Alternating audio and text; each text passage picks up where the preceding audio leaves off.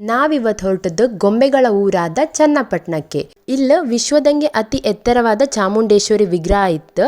ಇದು ಚನ್ನಪಟ್ಟಣ ತಾಲೂಕಿನ ರಾಮನಗರ ಜಿಲ್ಲೆಯ ಗೌಡರಗೆರೆ ಇಪ್ಪದ. ಈ ದೇವಸ್ಥಾನಕ್ಕೆ ಬಂದು ನೀವು 7 ಭಾನುವಾರ ತೆಂಗಿನಕಾಯಿ ಕಟ್ರೆ ನೀವು ಇಷ್ಟಪಟ್ಟದ್ದೆಲ್ಲ ಈಡೇರುತ್ತಂತ ನಂಬಿಕೆ ಇತ್ತು. ಈ ದೇವರ ವಿಗ್ರಹನ ಪಂಚಲೋಹದಿಂದ ಮಾಡಿರ. ಇದು 60 ಫೀಟ್ ಉದ್ದ. ಹಾಗೆ ಈ ದೇವರಿಗೆ 18 ಕೈಗಳಿದೆ.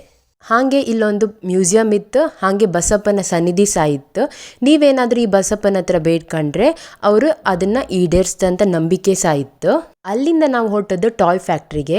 ಚನ್ನಪಟ್ಟಣ ಅಂದ ಕೂಡಲೇ ನಮ್ಗೆ ನೆನಪಿಗೆ ಬಪ್ಪದು ಚನ್ನಪಟ್ಟಣದ ಗೊಂಬೆಗಳು. ಈ ಚನ್ನಪಟ್ಟಣ ಗೊಂಬೆನ ಅವರು ಐವರಿ ವುಡ್ ಅಂದ್ರೆ ಆಲೆಮರದಿಂದ ಮಾಡಿರ.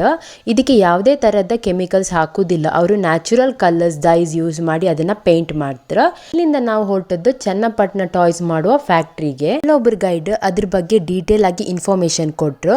ಇದೆಲ್ಲ ನ್ಯಾಚುರಲ್ ಡೈಸ್, ಇದನ್ನ ಯೂಸ್ ಮಾಡಿ ಅವರು ಚನ್ನಪಟ್ಟಣ ಡಾಲ್ಸಿಗೆಲ್ಲ ಪೇಂಟ್ ಮಾಡ್ತಾರೆ. ಎಷ್ಟು ಚಂದ ಮಾಡಿ ಪೇಂಟ್ ಮಾಡ್ತಿದ್ರು ಕಾಣಿ. ಇದು ಕಾಂಬುಕ್ಕೆ ಅಷ್ಟು ಖುಷಿ ಆಯ್ತು. ನೀವೇನಾದ್ರೂ ಚನ್ನಪಟ್ಟಣ ಕಡೆ ಹೋರೆ ಈ 3 ಪ್ಲೇಸಸ್ನ ಖಂಡಿತ ವಿಸಿಟ್ ಮಾಡಿ. Thank you.